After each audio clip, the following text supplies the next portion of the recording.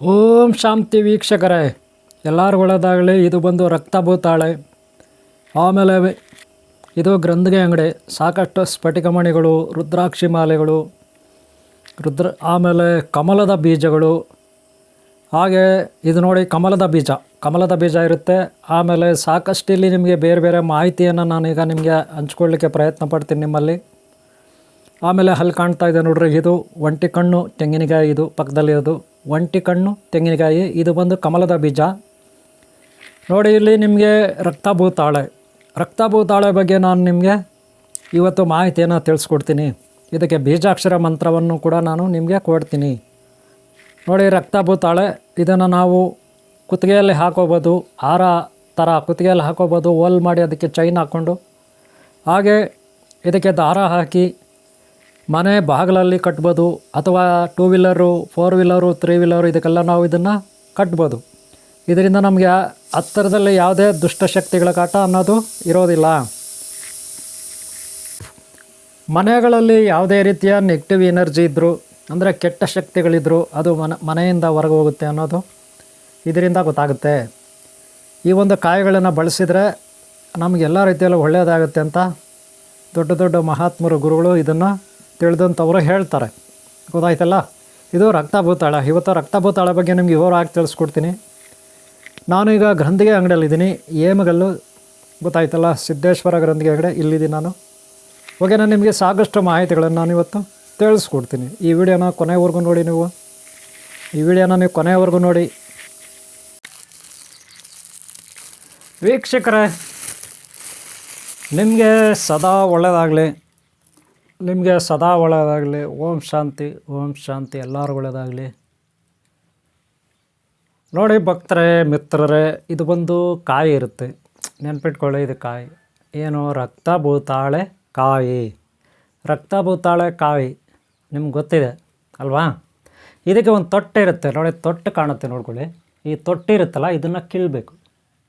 ತೊಟ್ಟನ್ನು ಕಿತ್ಬಿಟ್ಟು ಏನು ಮಾಡ್ಬೇಕು ಗೊತ್ತಾ? ಈ ಕಾಯಿನ ತೊಟ್ಟನ್ನು ಕಿತ್ಬಿಟ್ಟು, ಈ ಕಾಯಿ ಇರುತ್ತಲ್ಲಪ್ಪ, ಈ ಕಾಯಿ, ಇದು ತೊಟ್ಟನ್ನು ಮುರಿದಾಕಿ, ಆಮೇಲೆ ಈ ಕಡೆಯಿಂದ ಹೋಲ್ ಮಾಡಬೇಕು. ಒಂದು ಏನಾದರೂ ಮೊಳೆ ತಗೊಂಡು, ಸಣ್ಣ ಮೊಳೆ ಬರುತ್ತೆ, ಉದ್ದಗೆ ತೊಗೋಬೇಕು. ಒಂದು ಮೊಳೆ ನೀಟಾಗಿ ಹೋಲ್ ಮಾಡ್ತಾ ಹೋಗಬೇಕು. ಆಗುತ್ತೆ ಹೋಲ್, ಭಾಳ ಈಸಿಯಾಗಿ ಬರುತ್ತೆ. ಏನು ಅದೇನು ಕಷ್ಟ ಇಲ್ಲ ನೋಡ್ರಿ, ಭಾಳ ಈಸಿ. ಕೈಯಲ್ಲೇ ಹಂಗಂದ್ರೆ ಬಂದುಬಿಡುತ್ತೆ ನೋಡಿ.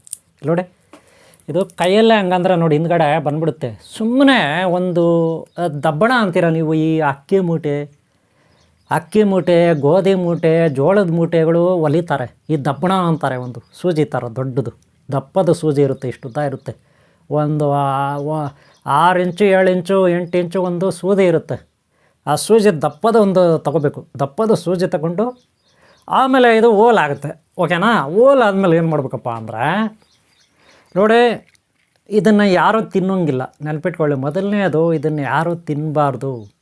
ಇದು ಸ್ವಲ್ಪ ವಿಷಕಾರಿ ಅಂತ ಕೂಡ ಅಂತಾರೆ, ಅಲರ್ಜಿ ಅಂತ ಕೂಡ ಅಂತಾರೆ. ಏನಂತಾರೆ? ಅಲರ್ಜಿ ಆಗುತ್ತೆ. ಇದೇನ ತಿನ್ನಲಿಕ್ಕೆಲ್ಲ ಹೋಗಬಾರ್ದು. ಯಾವುದೇ ಆಯುರ್ವೇದಿಕ್ ಇದನ್ನು ಯೂಸ್ ಮಾಡಬಾರ್ದು. ಒಂದು ವೇಳೆ ಇದನ್ನು ಯೂಸ್ ಮಾಡಿದ್ರೆ ಓನ್ಲಿ ಆಯುರ್ವೇದಿಕ್ ತಜ್ಞರು, ಅಂದರೆ ಡಾಕ್ಟರ್ಗಳು ಮಾತ್ರ ಯೂಸ್ ಮಾಡಬೇಕು, ವೈದ್ಯರು. ಅವ್ರು ಬಿಟ್ಟು ಇನ್ಯಾರು ನೀವೆಲ್ಲ ಇದು ತಿನ್ನೋದು ಕುಡಿಯೋದು ಇವೆಲ್ಲ ಮಾಡೋಂಗಿಲ್ಲ. ಇದೇನಿದ್ರು ವಶೀಕರಣಕ್ಕೆ. ಏನೇನು ವಶೀಕರಣ ನೋಡೋಣ. ನೋಡ್ರಿ, ದೇವತಾ ಶಕ್ತಿ. ನೀವು ಯಾವ ದೇವರಿಗೆ ಪೂಜೆ ಮಾಡ್ತೀರೋ, ಯಾವ ಶಕ್ತಿಗಳಿಗೆ ಪೂಜೆ ಮಾಡ್ತೀರೋ, ಯಾವ ಶಕ್ತಿಗಳನ್ನು ಬೇಕೋ ಸಿದ್ಧಿ ಮಾಡ್ಕೋಬೇಕು ಅಂತ ಅಂದ್ಕೊತೀರೋ, ಮಂತ್ರದೀಕ್ಷೆ ಪಡ್ಕೊಂಡು ಆ ಮಂತ್ರಸಿದ್ಧಿಗಳನ್ನು ಮಾಡ್ಕೋಬೇಕು ಅಂತ ಅಂದ್ಕೊತೀರೋ, ಆ ಒಂದು ವಶೀಕರಣಕ್ಕೆ ಇದು ಉಪಯೋಗ ಆಗುತ್ತೆ. ಮೊದಲನೇದು, ಕೆಲವ್ರಿಗೆ ನಮಗೆ ಸಂತಾನ ಇಲ್ಲದೆ ಇರೋರು, ಅದಕ್ಕೆ ಇದು ವಶೀಕರಣ. ಅಂದರೆ ಸಂತಾನ ಇಲ್ಲಾಂದರೆ ಸಂತಾನ ಆಗಬೇಕಲ್ಲ, ಅದಕ್ಕಿದು. ಅರ್ಥ ಆಯ್ತು? ವಶೀಕರಣ ಅಂದರೆ ಎಲ್ಲವನ್ನೂ ಬಾಚ್ಕೊಬಿಡೋದಲ್ಲ, ವಶ ಮಾಡ್ಕೊಬಿಡೋದಲ್ಲ. ಒಳ್ಳೆಯದು ನಮಗೆ ಆಗುತ್ತೆ, ಯಾವ್ಯಾವುದು ಒಳ್ಳೆಯದಾಗಿಲ್ಲ ಅದು ಆಗುತ್ತೆ ಅನ್ನೋದು. ಒಳ್ಳೆಯದನ್ನು ಬಯಸಬೇಕು, ಕೆಟ್ಟದನ್ನು ಬಯಸಬಾರ್ದು. ಕೆಟ್ಟದನ್ನು ಬಯಸಿದ್ರೂ ಕೆಟ್ಟದ್ದು ಆಗುತ್ತೆ, ಒಳ್ಳೆಯದನ್ನು ಬಯಸಿದ್ರೆ ಒಳ್ಳೆಯದಾಗುತ್ತೆ. ಇದ್ರ ಕೆಲಸ ಏನಪ್ಪ ಅಂದರೆ ಒಂದು ಆಕರ್ಷಣೆ ಮಾಡ್ಕೊಳ್ಳೋಂಥ ಸಾಮರ್ಥ್ಯ. ಹಾಗೆ ನಮ್ಮಲ್ಲಿರುವ ಕೆಟ್ಟದ್ದನ್ನು ಹೋಗಲಾಡಿಸ್ತಕ್ಕಂಥದ್ದು. ಋಣಾತ್ಮಕ ಅಂದರೆ negative energy, negative signals, negative ಏನು ಒಂದು ನಮ್ಮ ಸುತ್ತಲೂ ಒಂದು ಎನರ್ಜಿ ಇರುತ್ತೆ, ಆ ಒಂದು ಕತ್ತಲು, ನಮ್ಮ ಸುತ್ತಲೂ ಅಂಧಕಾರ, ಅಜ್ಞಾನ, ಕತ್ತಲು, ಕಷ್ಟಗಳು, ದಾರಿದ್ರ್ಯ ಇರುತ್ತೆ, ಅದು ನಾಶ ಆಗುತ್ತೆ. ಒಳ್ಳೆಯದು ಆಕರ್ಷಣೆ ಆಗುತ್ತೆ. ಅಂದರೆ ದೈವತ್ವ ಆಕರ್ಷಣೆ ಆಗುತ್ತೆ, ಒಳ್ಳೇದು ಆಕರ್ಷಣೆ ಆಗುತ್ತೆ ಈ ಕಾಯಿಗಳು. ಮಾಡಬೇಕಾರದಿಷ್ಟೇ, ಈ ತೊಟ್ಟನ್ನು ಮುರಿದಾಕಿ ಇದು ತೆಗೆದುಬಿಡಿ, ತೊಟ್ಟನ್ನು ಓಲ್ ಮಾಡ್ಕೊಳ್ಳಿ. ಆಮೇಲೆ ಈ ಕ್ಯಾಪುಗಳು ಬರುತ್ತೆ, ಬೆಳ್ಳಿ ಕ್ಯಾಪು, ಈ ಕಡೆಯೊಂದು ಆ ಕಡೆಯೊಂದು ಬೆಳ್ಳಿ ಕ್ಯಾಪ್ ಹಾಕ್ಕೊಳ್ಳಿ. ಕ್ಯಾಪುಗಳಂದರೆ ಮೇಲೆ ಕವಚ ಬರುತ್ತೆ, ಈ ಕಡೆಯೊಂದು ಕವಚ ಆ ಕಡೆಯೊಂದು ಕವಚ, ಓಕೆನಾ? ಕವಚ ಬರುತ್ತೆ, ಬೆಳ್ಳಿ ಕವಚ. ಅನಂತರ ನೀವು ಇದಕ್ಕೆ ಚೈನ್ ಹಾಕ್ಕೊಳ್ಳಿ. ಆದರೆ ಮೇಲೆ ಹಿಂಗೆ ಬಿಡಬಾರ್ದು, ಮೇಲೆ ಕೂಡ ಫುಲ್ಲಾಗಿ ಕವಚ ಮಾಡ್ಕೊಬಿಟ್ರೆ ಇನ್ನೂ ಒಳ್ಳೆಯದು. ತಾಮ್ರದ್ದು, ಪಂಚಲೋಹದ್ದು, ಬೆಳ್ಳಿದು ಫುಲ್ ಕವಚ ಮಾಡ್ಕೊಬಿಟ್ರೆ ಏನು ಕಾಣಿಸ್ತೀರ, ಇನ್ನೂ ಒಳ್ಳೆಯದು. ಕುತ್ತಿಗೆಗೆ ಹಾಕೋಬಿಡ್ಬೋದು. ಬೇಡ ಕುತ್ತಿಗೆಗೆ ಹಾಕೋಕೆ ಆಗಲ್ಲ, ಇಷ್ಟು ದೊಡ್ಡದಿದೆ ಅಂದರೆ ನಿಮ್ಮ ಮನೆ ಬಾಗಿಲಿಗೆ ಇದು ಒಂದು ದಾರ ಬರುತ್ತೆ, ಅದು ಗ್ರಂಥಿಗೆ ಅಂಗಡಿಯಲ್ಲಿ ಸಿಗುತ್ತೆ. ಇಲ್ಲ ಅಂದರೆ ಅರ್ಶಿಣ ಕಲರ್ ದಾರ ಇರುತ್ತಲ್ಲ, ಅದಕ್ಕೆ ರೆಡ್ ಕಲರ್ ಕುಂಕುಮ ಹಾಕಿ, ವೈಟ್ ಕಲರ್ ದಾರಕ್ಕೆ ಕುಂಕುಮ ಹಾಕಿ, ರೆಡ್ ಕಲರ್ ಹಾಕ್ಬಿಟ್ಟು ಹಾಕಿ. ಇಲ್ಲ ಕಪ್ಪು ಕಲರ್ ದಾರ, ಕಪ್ಪು ಕಲರ್ ರೆಡ್ ಕಲರ್ ಎರಡೂ ಮಿಕ್ಸ್ ಮಾಡಿದ್ರೆ ಒಳ್ಳೆಯದು. ಎರಡೂ ದಾರಗಳನ್ನು ತೊಗೊಬಿಟ್ಟು ಜೋಡಿಸ್ಬಿಟ್ಟು ಹಾಕಿ. ಅಥವಾ ವೈಟ್ ಕಲರ್ 3 ದಾರನೂ ಮಿಕ್ಸ್ ಮಾಡಿ ಹಾಕ್ಬೋದು, 3 ಥರ ದಾರನೂ ನೀವು ಮಿಕ್ಸ್ ಮಾಡಿ ಹಾಕ್ಬೋದು, ಓಕೆನಾ? ಇದಕ್ಕೆ ಎಲ್ಲಿ ಮನೆ ಬಾಗಿಲ ಮೇಲೆ ಕಟ್ಬೋದು ಇದನ್ನು, ಗೊತ್ತಾಯ್ತಲ್ಲ? ಮನೆ ಬಾಗಿಲ ಮೇಲೆ, ಮನೆಯಿಂದ ಆಚೆ ಕಡೆ. ಸಾಮಾನ್ಯವಾಗಿ ತೆಂಗಿನಕಾಯಿ, ಇನ್ನೂ ಏನೇನೋ ಕುಂಬಳಕಾಯಿ, ಇನ್ನೂ ಏನೇನೋ ಮೆಣಸಿನಕಾಯಿ, ನಿಂಬೆಹಣ್ಣೆಲ್ಲ ಕಟ್ಟಿರ್ತಾರೆ ಮನೆ ಬಾಗಿಲ ಹತ್ರ, ನೋಡಿರ್ಬೇಕು ನೀವು, ದೃಷ್ಟಿಗೆ ಅಂತ. ಯಾವ್ದು ದೃಷ್ಟಿ ಇವ್ರ ದೃಷ್ಟಿ ಬೀಳಬಾರ್ದು. ಹಾಗೆ ವಶೀಕರಣ ಗಾಡಿಗಳಿಗೆ ನೋಡಿದರೆ, ಲಾರಿ, ಆಟೋ, ಟೂ ವೀಲರ್ಗೆ, ಆಟೋಗೆ, ಲಾರಿಗಳಿಗೆ, ಕಾರುಗಳಿಗೆ ಎಲ್ಲ ಕೆಳಗಡೆ ಕಟ್ಬೋದು, ಗೊತ್ತಾಯ್ತಲ್ಲ? ಇದರಿಂದ ಯಾವುದೇ ಒಂದು ದುಷ್ಟಶಕ್ತಿಗಳು, ಅಪಘಾತ, ಅನರ್ಥಗಳು ಇವು ಆದಷ್ಟು ತಡೀಲಿಕ್ಕೆ ಇದು ಸಾಧ್ಯ ಆಗುತ್ತೆ. ಒಂದು ಎನರ್ಜಿ ಇರುತ್ತೆ ಇದರಲ್ಲಿ, ಗೊತ್ತಾಯ್ತಲ್ಲ? ಒಂದು ಎನರ್ಜಿ ಇರುತ್ತೆ, ಶಕ್ತಿ ಇರುತ್ತೆ, ಗೊತ್ತಾಯ್ತಲ್ಲ? ಒಟ್ಟಾರೆ ಶತ್ರುಶಕ್ತಿ ಭಯ, ದುಷ್ಟಶಕ್ತಿ ಭಯ ನಿವಾರಣೆಗೆ, ಹಾಗೆ ಒಳ್ಳೆಯ ಶಕ್ತಿಗಳ ಆಕರ್ಷಣೆಗೆ, ಓಕೆನಾ? ಅಷ್ಟಿಗೆ ಈ ಒಂದು ರಕ್ತಭೂತಾಳೆ ಕಾಯಿಗಳು. ಇದು ಮನೆಯಲ್ಲಾದರೂ ಇಟ್ಕೊಳ್ಳಿ, ನಿಮ್ಮ ಬ್ಯಾಗಲ್ಲಾದರೂ ಇಟ್ಕೊಳ್ಳಿ. ಆದರೆ ಇದ್ರ ಮೇಲೆ ಇರ್ತದಲ್ಲ, ಇದಕ್ಕೆ ಆದಷ್ಟು ಬಟ್ಟೆ ಸುತ್ತಬಿಡಿ, ಹೀಗೆ ಇಟ್ಕೊಬೇಡಿ, ನೀಟಾಗಿ ಬಟ್ಟೆ ಸುತ್ತಬಿಟ್ರೆ ಒಳ್ಳೆಯದು. ಒಂದು ಹಳದಿ ಕಲರ್ ಬಟ್ಟೆ ಅಥವಾ ಒಂದು ಕವಚ ಮಾಡ್ಕೊಳ್ಳಿ. ಅದೇ ಮನೆ ಮುಂದೆ ಕಾರಲ್ಲಿ ಹಾಕೋವಾಗ ಹಂಗೆ ಕಟ್ಟಿ, ಪರವಾಗಿಲ್ಲ. ಮನೆ ಗೋಡೆ ಮೇಲೆ, ಅದು ಬಾಗಿಲ ಮೇಲೆ ಕಟ್ಟೋವಾಗ ಹಿಂಗೆ ಕಟ್ಟಿ. ಕಾರುಗಳಿಗೆ, ಲಾರಿಗಳಿಗೆ, ಈ ಆಟೋಗಳಿಗೆ ಕಟ್ಟಬೇಕಾದ್ರೆ ಹಂಗೆ ಮಾಡಿ, ಏನು ತೊಂದರೆ ಇಲ್ಲ, ಗೊತ್ತಾಯ್ತಲ್ಲ? ಅಲ್ಲಿ ಹಂಗೆ ಕಟ್ಟಿ, ಏನು ಪ್ರಾಬ್ಲಮ್ ಇಲ್ಲ. ಓಕೆ ಅವರೇ, ಇದರಿಂದ ರಕ್ತಭೂತಾಳೆ ಕಾಯಿ ಇದು, ಇದ್ರ ಬಗ್ಗೆ ಇವತ್ತು ನಾನು ನಿಮಗೆ ಮಾಹಿತಿ ಕೊಟ್ಟಿದ್ದೀನಿ. ಇದರಿಂದ ಸಾಕಷ್ಟು ನಿಮಗೆ ಒಳ್ಳೆಯದಾಗುತ್ತೆ, ಒಳ್ಳೆಯದಾಗಲಿಕ್ಕೆ ಕಾಯಿ ಇರುತ್ತೆ. ಹಾಗೆ ದೃಷ್ಟಿ ಶತ್ರುಗಳನ್ನು ದೂರ ಆಗಲಿಕ್ಕೆ, ನಿಮ್ಮ ಮನೆಯೊಳಗೆ ಯಾವುದೇ ಶತ್ರು ಕಾಟ ಬರ್ದಂಗೆ, ದಾರಿದ್ರ್ಯ ಬರ್ದಂಗೆ, ದುಷ್ಟರ ಕಾಟ ನಿಮ್ಮವ್ರ ಮೇಲೆ ಅಥವಾ ಕಣ್ಣು ಬೀಳ್ದಂಗೆ, ಅವ್ರ ದುಷ್ಟರ ಕಣ್ಣು ಬೀಳ್ದಂಗೆ ಇದು ನೋಡ್ಕೊಳ್ಳುತ್ತೆ. ಹಾಗೆ ಒಳ್ಳೆಯದನ್ನು ಆಕರ್ಷಣೆ ಮಾಡುತ್ತೆ ಅನ್ನೋದು ಈ ರಕ್ತಭೂತಾಳೆಕಾಯಿ, ಗೊತ್ತಾಯ್ತಲ್ಲ? ಇದನ್ನು ಯಾರೂ ತಿನ್ನೋಂಗಿಲ್ಲ, ಯೂಸ್ ಮಾಡೋಂಗಿಲ್ಲ. ಮತ್ತು ಇದನ್ನು ಪೂಜೆಗೆ, ಹೋಮಕ್ಕೆ, ಅಲ್ಲಿ ಇಲ್ಲಿ ಇದನ್ನು ಯೂಸ್ ಮಾಡ್ತಾರೆ, ಮಾಡಲ್ಲ ಅಂತಲ್ಲ, ಅಲ್ಲೆಲ್ಲ ಯೂಸ್ ಮಾಡ್ತಾರೆ. ವಶೀಕರಣಕ್ಕೆ ಮಂತ್ರವಾದಿಗಳು, ಗುರುಗಳೆಲ್ಲ ಯೂಸ್ ಮಾಡ್ತಾರೆ, ಓಕೆನಾ? ಇದು ಇವತ್ತು ಈ ಒಂದು ರಕ್ತಭೂತಾಳೆ ಕಾಯಿಯ ಒಂದು ಮಾಹಿತಿ ನಿಮಗೆ ನಾನು ಕೊಟ್ಟಿದ್ದೀನಿ. ಈಗಾಗಲೇ ರಕ್ತಭೂತಾಳೆ ಚಕ್ಕೆಗಳು, ಬಿಳಿ ಭೂತಾಳೆ ಚಕ್ಕೆಗಳು, ಕರಿ ಭೂತಾಳೆ ಚಕ್ಕೆಗಳು, ರಕ್ತಚಂದನ, ಶ್ರೀಗಂಧ, ಅದ್ರ ಬಗ್ಗೆ ಎಲ್ಲ ನಾನು ಮಾಹಿತಿ ಕೊಟ್ಟಿದ್ದೀನಿ. ಹಿಂದಿನ ವೀಡಿಯೋಗಳು ನೋಡಿಲ್ಲ ಅಂದರೆ ನೋಡಿ ಹಿಂದಿನ ವೀಡಿಯೋಗಳು, ಹಾಗೆ ಮುಂದಿನ ಭಾಗಗಳು ನೋಡಿ.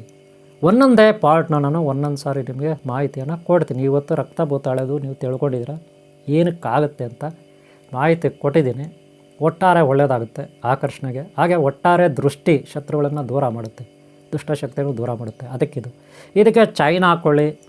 ನೀವು ಕುತ್ತಿಗೆಯಲ್ಲಿ ಹಾಕೋಬೇಕಂದ್ರೆ ಫುಲ್ ಕವರ್ ಮಾಡ್ಕೋಬೇಕು. ನೋಡಿರಿ, ಕುತ್ತಿಗೆಯಲ್ಲಿ ಹಾಕೋಬೇಕಂದ್ರೆ ಫುಲ್ ಕವರ್ ಇರಲಿ, ಎಲ್ಲಿ ಇದು ಬಾಡಿಗೆ ಟಚ್ ಆಗೋದು ಬೇಡ, ಶರೀರಕ್ಕೆ ಟಚ್ ಆಗೋದು ಬೇಡ, ಆ ಥರ ಕವರ್ ಮಾಡ್ಕೋಬೇಕು. ಏನೋ ಬಂಗಾರದೋ, ಬೆಳ್ಳಿದೋ, ಪಂಚಲೋಹದ್ದು ಫುಲ್ ಕವರ್ ಮಾಡಿಸ್ಬಿಡಿ. ಅವರು ಆಚಾರಪ್ಪ ಕೊಟ್ಟರೆ ಅವ್ರು ಮಾಡಿಕೊಡ್ತಾರೆ, ಅಥವಾ ರೆಡಿಮೇಡೇ ಸಿಗ್ತದೆ ಇದಕ್ಕೆ ಕವರ್ಗಳು, ಹಾಕ್ಕೊಬಿಡಿ. ಇಲ್ಲ ಮನೇಲಿ ಕಟ್ಟಬೇಕಂದ್ರೆ ಮಾಡಿ. ಇಲ್ಲ ಇದಕ್ಕೆ ಬಟ್ಟೆ, ಯೆಲ್ಲೋ ಕಲರ್ ಬಟ್ಟೆ ಕಟ್ಟಿ ಫುಲ್ಲಾಗಿ ಏನೂ ಕಾಣಿಸ್ತೀರ, ದಾರ ಹಾಕ್ಕೊಂಡು ಕುತ್ತಿಗೆ ಹಾಕೋಬೋದು, ಕಾಣಬಾರ್ದು ಏನು. ಕುತ್ತಿಗೆ ನಿಮ್ಮ ಶರೀರಕ್ಕೆ ಹಾಕೋಬೇಕಂದ್ರೆ, ಯಾಕಂದರೆ ಅಲ್ಲಿ ಫುಲ್ ಪವರ್ ಇರ್ತದೆ, ಓವರ್ ಡೋಸೇಜ್ ಇರುತ್ತೆ, ಗೊತ್ತಾಯ್ತಾ? ಸ್ವಲ್ಪ ವಿಷಕಾರಿ ಅಂತ ಕೂಡ ಹೇಳ್ತಾರೆ, ಇದು ಅಷ್ಟು ಪವರ್ಫುಲ್ ಇರ್ತದೆ. ಇದು ದುಷ್ಟಶಕ್ತಿಗಳನ್ನು ದೂರ ಹಟ್ಟಬೇಕಲ್ಲ, ಅದಕ್ಕೆ ಅಷ್ಟು ಪವರ್ ಇರ್ತದೆ, ಗೊತ್ತಾಯ್ತಲ್ಲ? ಓಕೆ, ಇಷ್ಟು ಮಾಹಿತಿ ನಿಮ್ಗೆ ಒಳ್ಳೆಯದಾಗಲಿ. ಯಾರಾದರೂ ಮನೆ ಬಾಗಿಲ ಮೇಲೆ ಕಟ್ಟಬೇಕು, ನಮಗೆ ಕಳಿಸ್ಕೊಡಿ ಕಾಯಿನ ಅಂದರೆ ನಾವು ಕೊರಿಯರಲ್ಲಿ ಕಳಿಸ್ತೀವಿ. ಕೊರಿಯರ್ ಚಾರ್ಜು ಎಲ್ಲ. ಇದಕ್ಕೆ ಬೀಜಾಕ್ಷರ ಮಂತ್ರ, ಪ್ರಾಣ ಪ್ರತಿಷ್ಠೆ, ಮಂತ್ರೋಪದೇಶ ಇದೆಲ್ಲ ಮಾಡಿ ಹಂಗೆ ಕೊಡೋದು. ಹಂಗೆ ಕಾಯಿ ತೊಗೊಬಿಟ್ಟು ಕಟ್ಕೊಬಿಟ್ರೆ ಆಗೋದಿಲ್ಲ, ನೆನ್ಪಿಟ್ಕೊಳ್ಳಿ. ಕಾಯಿ ತೊಗೊಬಿಟ್ಟು ಕಟ್ಕೊಬಿಡೋಣ ಅಂದರೆ ಆಗೋದಿಲ್ಲ. ಇದಕ್ಕೆ ಮಂತ್ರ ದೀಕ್ಷೆ, ಸಿದ್ಧಿ ಎಲ್ಲ ಮಾಡ್ಕೋಬೇಕು. ಅಟ್ಲೀಸ್ಟ್ ಗುರುಗಳ ಹತ್ರ ಇದು ಮಂತ್ರ ದೀಕ್ಷೆ ಮಾಡಿಸ್ಕೋಬೇಕು, ಇದಕ್ಕೆ ಪ್ರಾಣ ಪ್ರತಿಷ್ಠೆ ಮಾಡಿಸ್ಕೋಬೇಕು, ಜೀವ ತುಂಬಬೇಕು, ಶಕ್ತಿ ತುಂಬಬೇಕು. ಅದು ಗುರುಗಳು ಯಾರಾದರೂ ಸಿದ್ಧಿ ಮಾಡ್ಕೊಳ್ತಾರೆ ಅವರು. ಅದೇ ವಿದ್ಯೆ ಕಲಿಯೋರು ಬೀಜಾಕ್ಷರ ಮಂತ್ರ ಕೂಡ ಇದಕ್ಕೆ ಇರುತ್ತೆ. ಓಕೆನಾ, ಬೀಜಾಕ್ಷರ ಮಂತ್ರ ಕೂಡ ಇದಕ್ಕೆ ಇರುತ್ತೆ.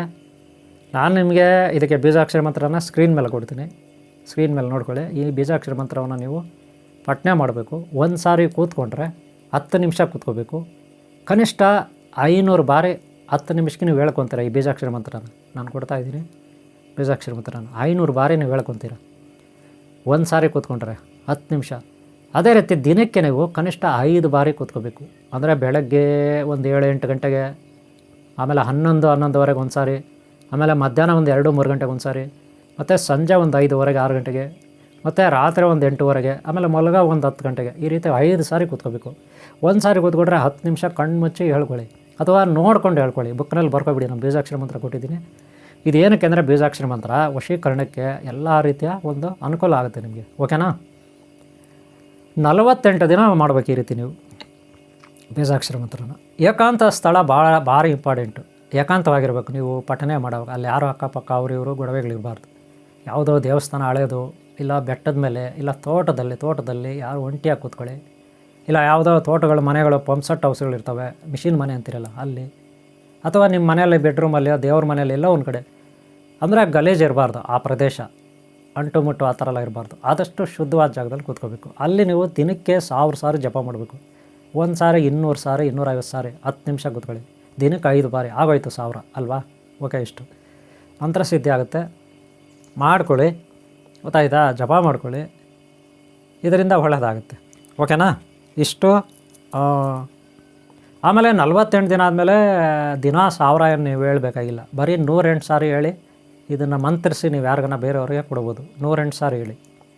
ಆಮೇಲೆ ಒಂದು ದಿನಕ್ಕೆ 1000 ಮಾಡಬೇಕಾ ಅಂತೇನೂ ಇಲ್ಲ, ಅವಾಗೇನಿಲ್ಲ. 48 ದಿನ ಮಾತ್ರ ಒಂದೊಂದು ದಿನಕ್ಕೆ 1000 ಜಪ, ಗೊತ್ತಾಯ್ತಲ್ಲ. ಆಮೇಲೆ ಮಹಾಕಾಳಿ, ಮಹಾಕಾಲೇಶ್ವರ, ಪಾತಾಳ ಭೈರವೇಶ್ವರ, ಹಾಗೆ ಶ್ರೀಕೃಷ್ಣ ಭಗವಾನ, ಗೊತ್ತಾಯ್ತಾ. ಓಂ ಶ್ರೀ ಆದಿಶೇಷ ಶಕ್ತಿ ನಾಗರಸ್ವಾಮಿ, ಎಲ್ಲ ಶಕ್ತಿ ಇದರಲ್ಲಿ ಇರುತ್ತೆ. ಗಣಪತಿಯಿಂದ, ಕುಮಾರಸ್ವಾಮಿಯಿಂದ ಶಕ್ತಿಗಳಿಂದ, ಗುರುಶಕ್ತಿಯಿಂದ ಎಲ್ಲ ಕಡೆ ಶಕ್ತಿ ಇರುತ್ತೆ. ಅಷ್ಟು ಪವರ್ಫುಲ್ ಇದು ರಕ್ತಭೂತಾಳಿ, ಗೊತ್ತಾಯ್ತೇನ್ರಿ. ಅದಕ್ಕೆ ನೀವು ಈ ರೀತಿ ಮಾಡಿ. ಒಳ್ಳೆಯದಾಗಲಿ. ಇಲ್ಲಿಗೆ ಈ ಒಂದು ಕಾರ್ಯಕ್ರಮ ಮುಗಿಸ್ತಾ ಇದ್ದೀನಿ. ನಿಮಗೆ ಈ ವಿಡಿಯೋ ಇಷ್ಟ ಆದರೆ ಒಂದು ಲೈಕ್ ಮಾಡಿ, ಹಾಗೆ ಶೇರ್ ಮಾಡಿ, ಹಾಗೆ ಹಿಂದಿನ ಭಾಗಗಳು ನೋಡಿ, ಮುಂದಿನ ಭಾಗಗಳು ನೋಡಿ, ಸಬ್ಸ್ಕ್ರೈಬ್ ಮಾಡ್ಕೊಳ್ಳಿ. ನನ್ನ ನಂಬರ್ ಇರುತ್ತೆ, ಏನಾರ ಕಾಲ್ ಮಾಡೋಕೆ ಮಾಡಿ. ಹಾಗೆ ನಿಮ್ಗೆ ಒಳ್ಳೆಯದಾಗಲಿ. ಓಂ ಶಾಂತಿ, ಓಂ ಶಾಂತಿ, ಓಂ ಶಾಂತಿ, ಓಂ ಶಾಂತಿ.